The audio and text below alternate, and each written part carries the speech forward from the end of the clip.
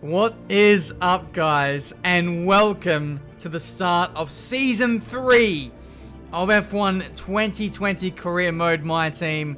This is the big one. You've all been waiting for it, and I hope for all of you guys that this is worth the wait. Before we even get into the new season, we have to start off at the end of Season 2 to tie up all the loose ends that we didn't address in last episode. Go check it out if you haven't seen it already, but basically... No, I'm not spoiling it. Some big things happened. But in any case, we need to organize what is happening with our driver for this season. We need to reveal the car, do some upgrades in between seasons. In this episode, we spend about $100 million on both the driver, the facilities, the car, everything. It's pretty ridiculous, and that starts off with our driver for next season. So we're having a look at the driver market right now. We can afford basically everyone except for Lewis Hamilton. We might even be able to afford Lewis Hamilton if we undercut his value a little bit, but he may not sign for the team with that. But we're just going through all the candidates. I have approached first Sebastian Vettel. Now, the reason why I've gone for Seb is because what's been happening in real life. Ferrari have been nowhere. They've been going downhill. Sebastian Vettel hasn't had a great time of things lately, and I want to get him on board to the team to see if we can revitalize his career and send him off on a high by winning a championship, potentially with us. So we're going to go into a bit of a bidding war with Ferrari. That ends fairly swiftly, and we buy him for $17.5 million at the end of Season 2. So Seb is our driver. Sebastian Vettel will be a Marduk Motorsport driver for Season 3. I know there was a lot of fans who were wanting me to keep George Russell on board for Season 3, and it was a really tough decision. I was racking my brain for the longest time, but in the end I went for Seb. Budget comes in of $66.45 million. Hopefully Sebastian can deliver in Season 3, and more importantly, I hope that George Russell gets a good drive next season. It might even be a straight swap at Ferrari. We will go over all the details in due course, but we move on to Season 3, and I just want to put it out there that for some reason it's really silly how we have to buy our driver before the end of the season. We should be able to buy our new driver in between seasons once we get the end of season budget. But it's really silly that we have to save up mid-season for our next season's driver. Codemasters, please sort that out for next game, at the very least. But anyway, we move on to the new season. We're just choosing our activities and stuff. In terms of car performances, we haven't had a regulation change, so nothing really changes all too much. In between seasons, we brought like a major durability upgrade to the car, and that's it. That's all we've done over winter. We didn't really have much in the way of resource points to spend, and so we're trying to recoup a bit of that now with our facilities. And speaking of, that is what we're doing now. We're going to upgrade the Aero to Spec 3. We're actually going to go pretty ham with this. We're going to go fabrication, build time, and quality control, like upgrades all across the board. I'm not going to touch resource point generation because it's OP in this game, and that kind of made things a bit unfair relative between me and the AI teams at the start of Season 2. So I'm actually not going to touch that this season, potentially. The reason why you can see a big banner off to the right is... oh well, I got a bit lazy. I accidentally left that up there, and it's promoting last season's helmet. What a shame as well. It was blocking this season's car. Damn, what a shame. But anyway, lots of upgrades all across the board, and that continues to the powertrain area. We did a big marketing spend as well, which will only benefit us mid-season as we do activities in between Grand Prix. We're fast-forwarding time. All of those Spec 2 and Spec 3 upgrades are slowly starting to come in. There's a few more we need to do after the car reveal.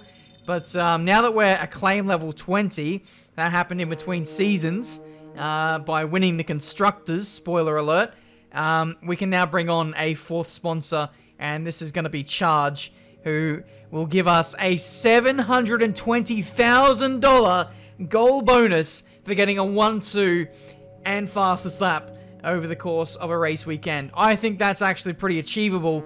We just need to have a perfect weekend, essentially. But the sponsors don't matter too much because we're going with real-life sponsors for Season 3. So now, let's have a look at the car. She's a beaut.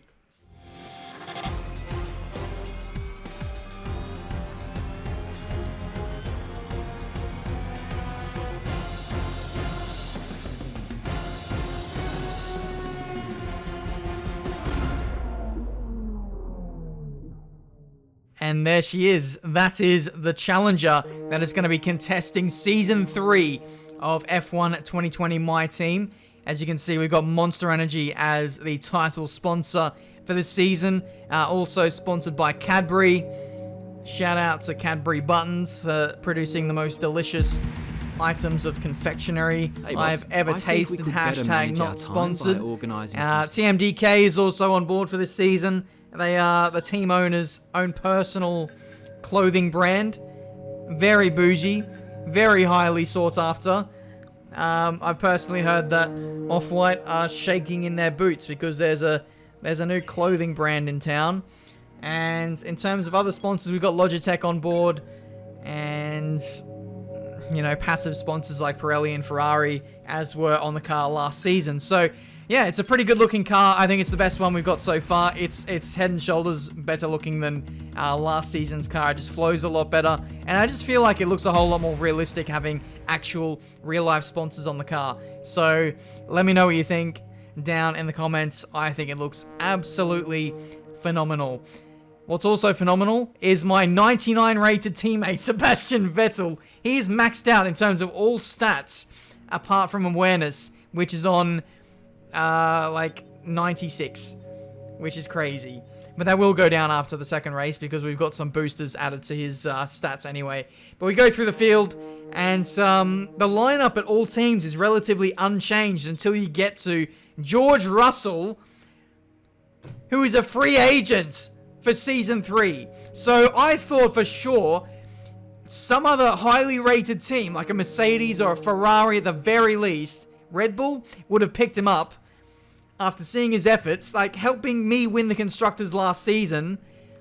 But no one, and I mean no one, not even Williams, have taken him back. That is absolutely unbelievable. I feel so sorry for George. But one good news story to come out of this is Antoine Hubert has been taken on board by Ferrari, and he's going to be the young prospect backing up Charles Leclerc in the number 2 seat. So I'm very keen to see how Antoine Hubert gets on this season. He finally gets his chance in Formula 1. I have always had my internal discussions, my thoughts about whether he should be in the game or not. But for moments like that, to actually have Antoine in the game and see what he can do is, I think it's a beautiful thing. I would never personally choose to use him, but to see that he was thrown into the game, and for that team, alongside Charles Leclerc, could be an amazing story. And I really do hope that Ferrari do well this season, and in future seasons with him on board. Yeah, it's just very wholesome. But anyway, we now move on to the weekend proper, the Australian Grand Prix. We're going to fire up the car for the first time and see how it drives.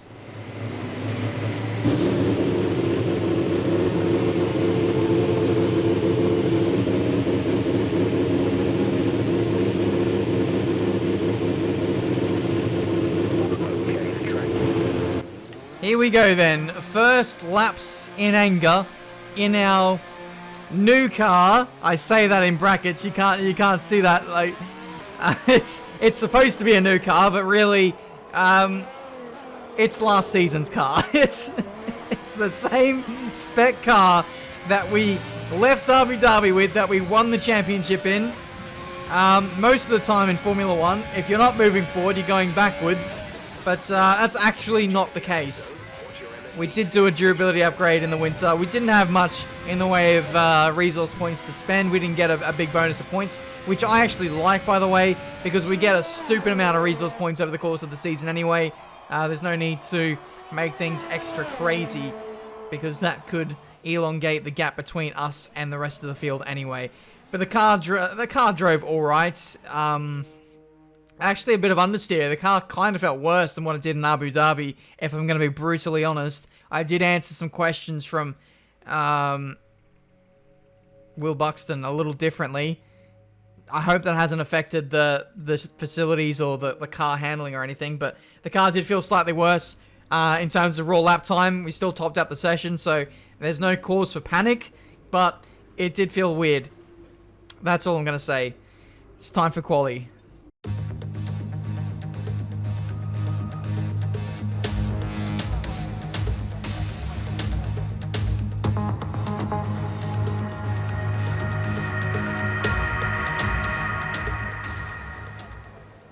So here we are then for qualifying for the Australian Grand Prix. The first session will have representative leaders see where the order stacks up in Season 3 of Career Mode. Like I was saying in practice, we haven't made any performance upgrades to the car.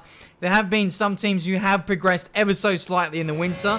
Mercedes was one of them, but they never made a crazy jump. I would say they only made a minor or one major upgrade over winter, but we are still the best car by a little bit. So I'm still expecting a 1-2 in terms of qualifying, in terms of race performance.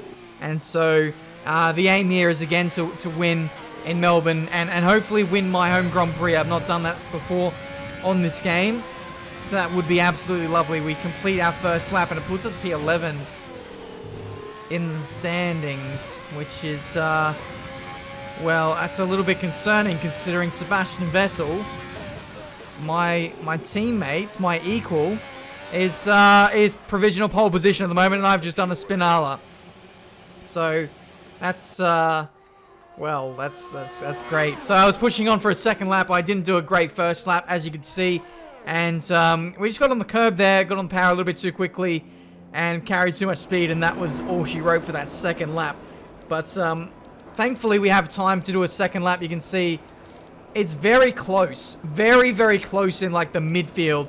So many people are sitting on a 17.3 right now and are 1.1 seconds away from the pace of Sebastian Vettel, myself included. So, got to find a little bit of time. What I'm going to do is I'm going to lower the fuel load. We were running with 7 or 8 kilos there. We'll save a bit of time there by upping that. What we're also going to do is increase the downforce on the front end to 5.8. We were topping out the speed trap, so we can afford to give up a little bit of that top end speed in order to maximize the corners a little bit more. So that is exactly what we're doing. I initially in practice was running the Golden USA setup of all things, but then I changed to a Hungary setup to get more downforce out of it, and it still feels a little bit weird. We've increased the front downforce again from that Hungary setup. Okay, the Hungary setup was like 610 wings. I went down to 4.8, and now I'm going up to 5.8 again, and that's where things stand. But the balance has now gone the other way. The balance is a bit oversteery and was actually quite hard to manage in that qualifying session. We do go P4, an improvement of 0.4, so we safely get ourselves through to the next session, but that is a ginormous margin that we've got between ourselves and our teammate in the same machinery. We move on to Q2. I did a 16.9 in Q1. I do another 16.9 in Q2. So the consistency is there. That says that I'm pretty close to my maximum performance. But there's still so much of a gap between myself and Sebastian Vettel, which is crazy. Still 4.5 tenths in Q2 there. So I've got a lot of work to do. Seb is sitting on a 16.2 at the start of qualifying 3.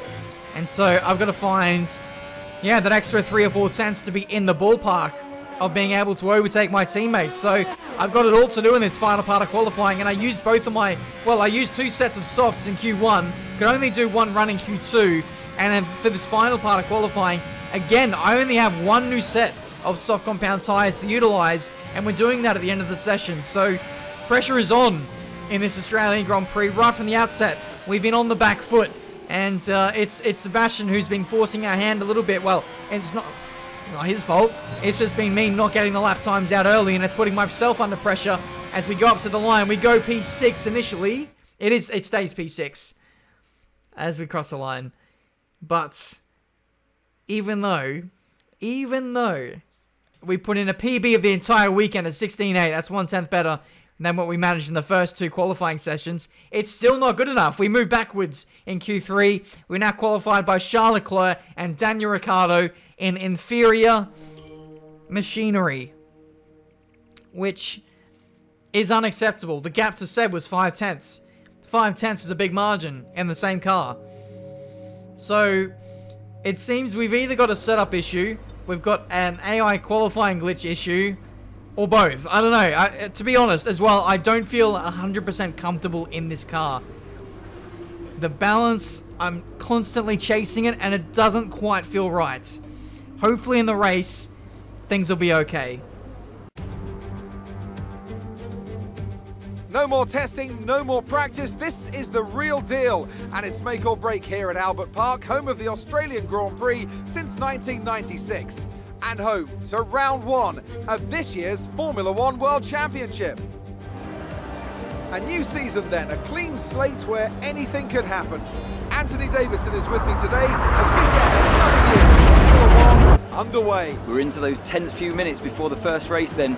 Everyone's a little bit nervous about reliability. They haven't been running in the hot, turbulent wake of other cars in practice, and they've not been pushing at 100% for long durations. Let's hope no one has to deal with any nasty surprises. Okay, I know it's your home Grand Prix, but treat it like any other race. Don't take unnecessary risks. I will endeavour to do that, Jeff. Welcome to the home of the Wallaby, that being the Australian Grand Prix. We are ready for the first race of Season 3, and we're going to see if Sebastian Vettel will kick on with his championship campaign in a new car and claim to be a 5-time Formula One World Champion. Or does Valtteri Bottas have something to say about that in the Mercedes coming up short in last season's effort? Mercedes will be desperate to get off to a good start this season and try and stem the flow of momentum that has been going to this team. Here we go for the third season of career mode. We are underway for the Australian Grand Prix, and as always, it's been a shocking start. Down to P9 as we head into turn 1. Sergio Perez goes flying in and takes out Lance Stroll.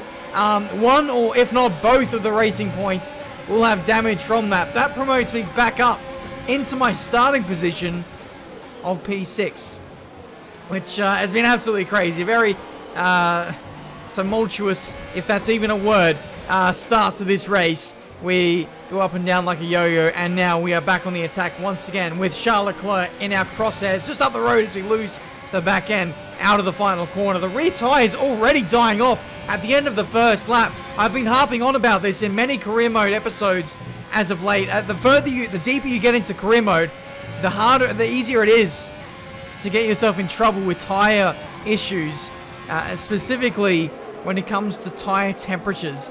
Now, I don't know about other people with their career modes, but when it comes to me, I run very hardcore with the damage, with the assist, with the difficulty, and the tyre temps is one as well. We run with carcass temps, which means that it's very easy to overheat the tyres, and when they do overheat, it's very hard to recover them to a normal operating level once again.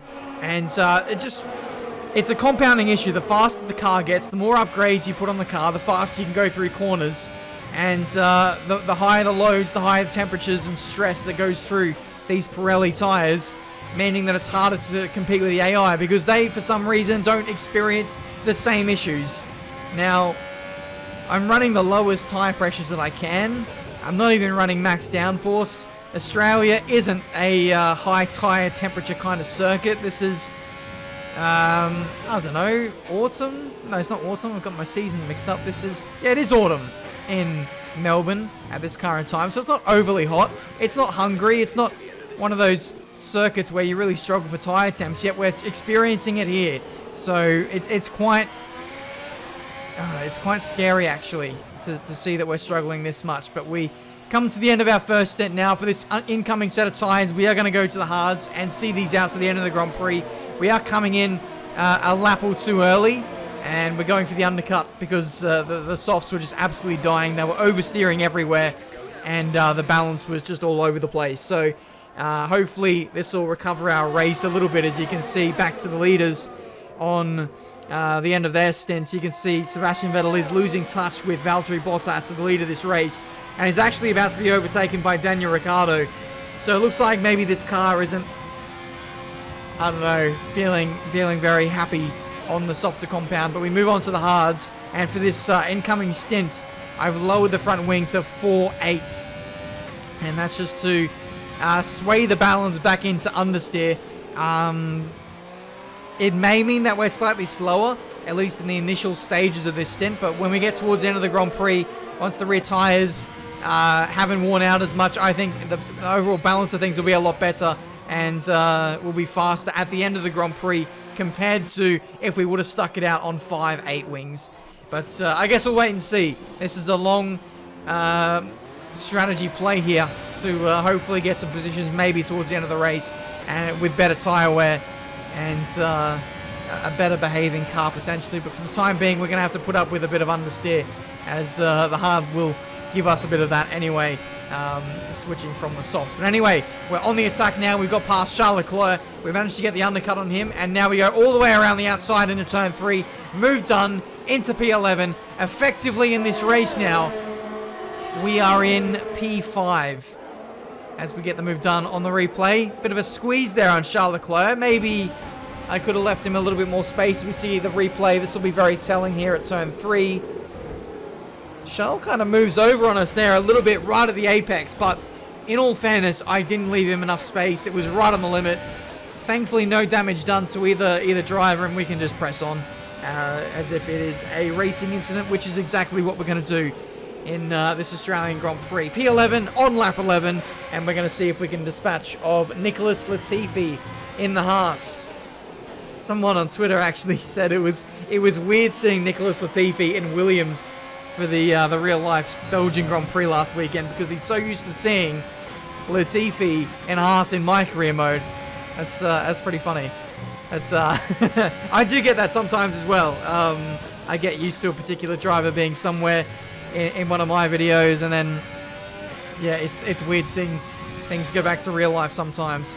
But anyway, back to the game, and we are running P7 at the moment. We've got Sergio Perez out front leading this race. He still needs to make his final stop. It looks like he's actually making that stop now, but that stop is not the pit lane. That stop is in the middle sector of the lap, and it looks like he might potentially be out of this Australian Grand Prix, which could see us having our first safety car of the season. That is, of course, if it comes out. It looks like it's probably not, as we see live pictures of Sergio Perez retiring in the Racing Point. Looks like he didn't have any damage. That is absolutely miraculous that he was able to get out of turn 1 without any damage. I don't know, there could be some residual mechanical problem arising from the contact of turn 1.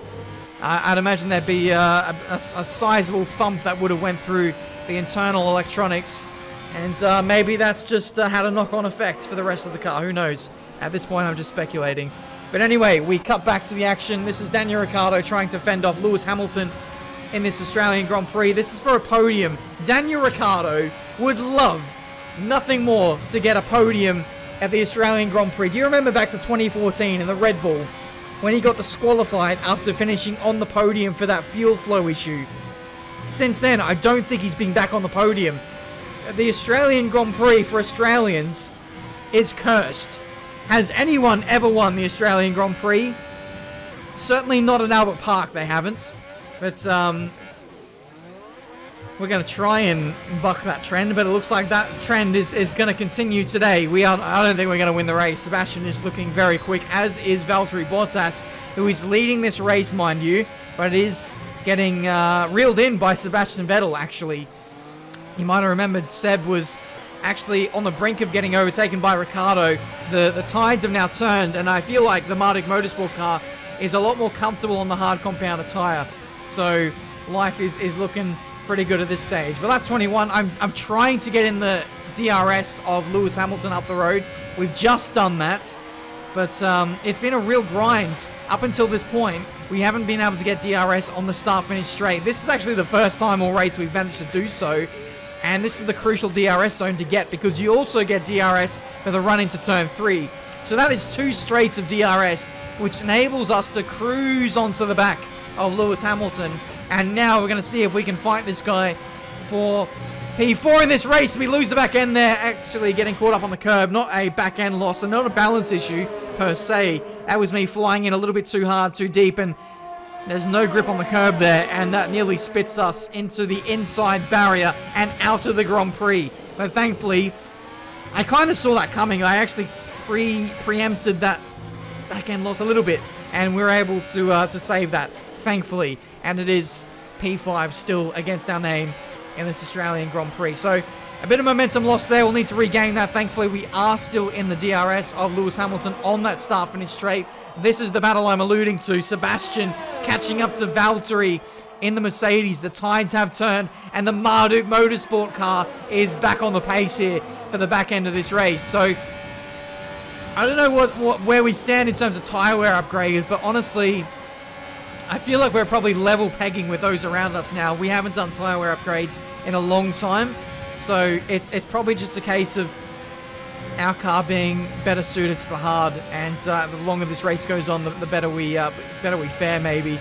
But anyway, 5 to go, and we are cruising back onto Lewis Hamilton's gearbox once again. We actually cut back to the lead battle, and Sebastian makes a move around the outside of turn 3, and he takes the lead once again off of Valtteri Bottas in this Australian Grand Prix. So it wasn't a great start to the race for Vettel. He didn't have the track position, lost it early on, and now he's finally forward back, and with 3 to go, he's going to look to stretch away and win this race in style.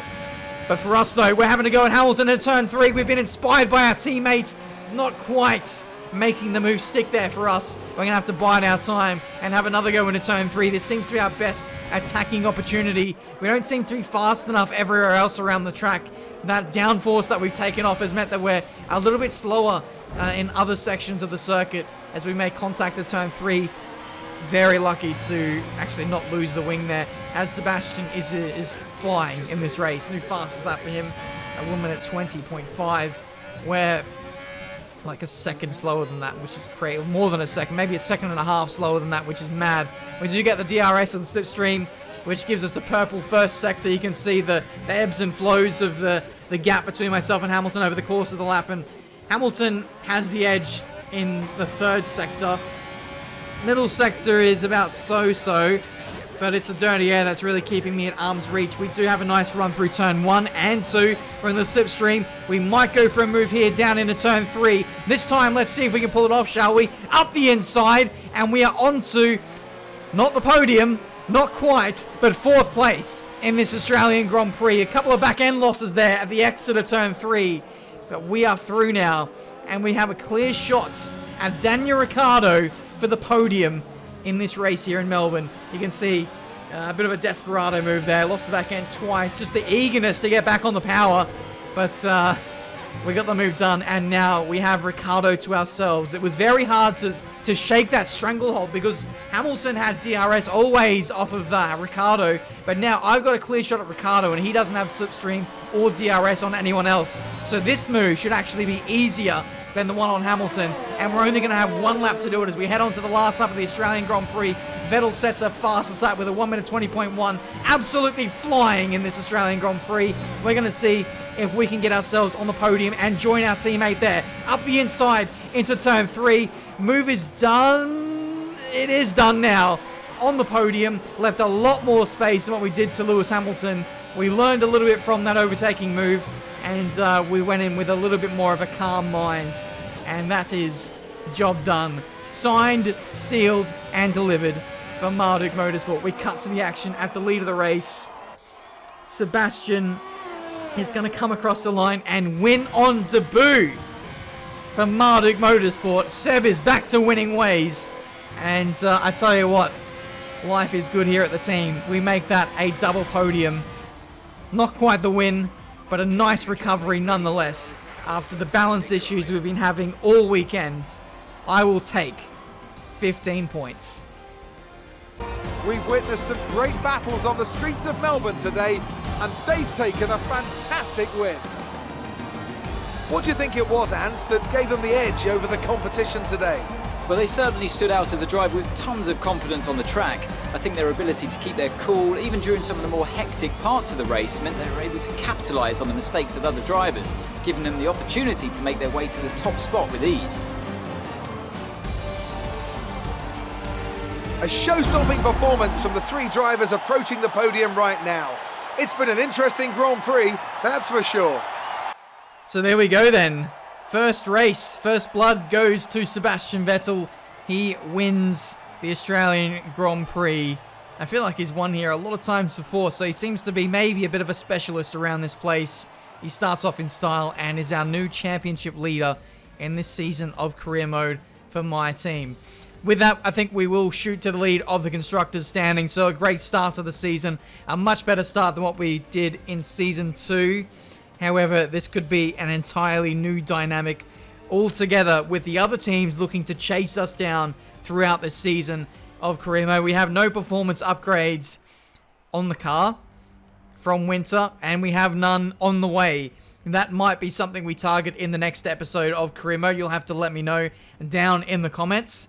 But for the time being, as long as the car is fast, the priority is more or less on durability and reliability and making sure that we can shore up the weaknesses of the car. Which was, you know, a bit of our downfall in Season 3. Thankfully, it didn't get the better of us. But the focus for the time being will be the facilities and the durability. I am tempted to look at maybe the downforce. I think it's too early to say whether it's a setup issue, whether the car has actually changed in between seasons. I feel like it's probably more down to me and the setup, but you never quite know with these things. I did answer some different questions to Will Buxton. Maybe heading into Season 2, I bigged up the aerodynamics department. I can't exactly remember what I said heading into Season 3 and whether that would actually affect things. It shouldn't. It shouldn't affect the performance of the car, but you never know. So, I guess that's all I'll say on the matter, and we'll see how the car feels as we head into Bahrain, and then I guess go from there.